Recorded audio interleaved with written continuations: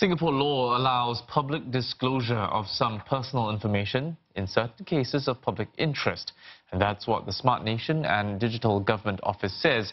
It was responding to a recent case in which the CPF Board revealed Ms Sua Li Li's identity online. The board had explained that her financial needs were being covered by government subsidies, though she tried to withdraw her CPF for medical reasons.